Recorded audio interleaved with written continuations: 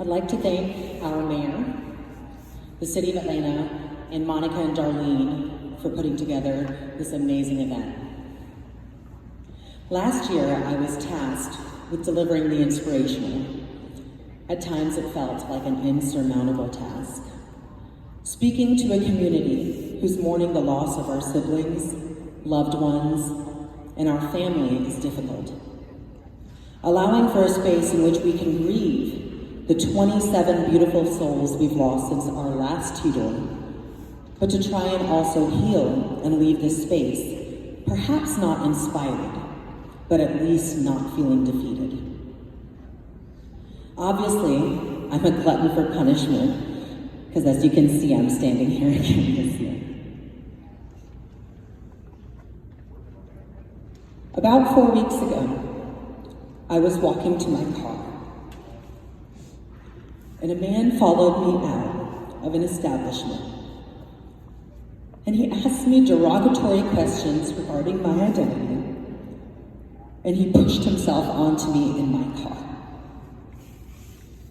I fought him off, and luckily I stand here in front of you today.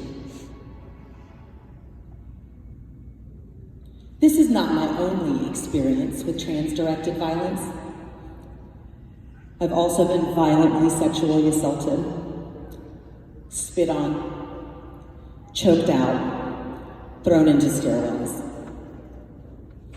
As a trans woman of color in this room can speak to, and the names on this list that we will read tonight are proof of, these experiences are neither isolated nor rare.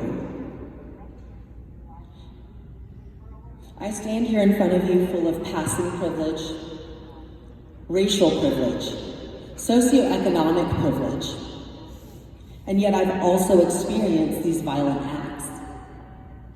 Experiences that often pale in comparison to those of my Black trans sisters. As Mickey B., legendary Black trans activist, stated just yesterday, Black trans women have the solutions to violence, and we must be trusted to lead.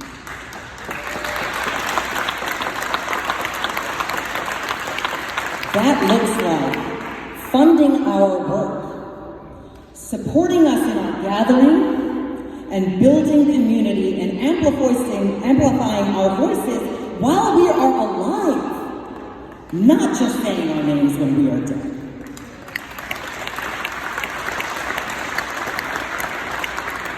What's happening to our Black trans sisters is nothing less than an epidemic or a genocide.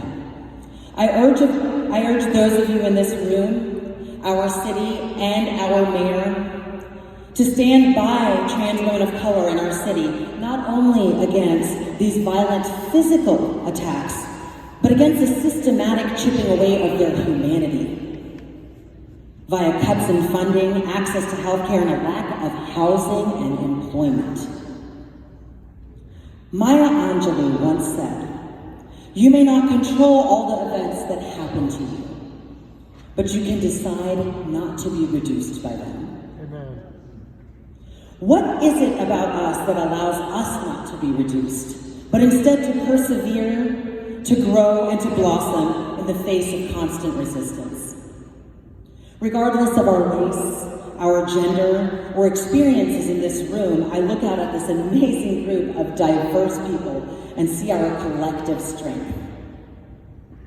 The conviction with which we face our lives. Being born in a body that doesn't match up with who you are is arguably one of the most difficult experiences a human being can go through. And yet, here we all are, standing. At the times when we feel the most defeated, we must remember our strength and remember that the vast majority of us in this room have already survived the unimaginable. In closing, I'll leave you with one final quote. Christopher Reeves once said, "A hero is an ordinary individual who finds the strength to persevere and endure in spite of overwhelming obstacles." So I look at you all, my family, my community, and my personal heroes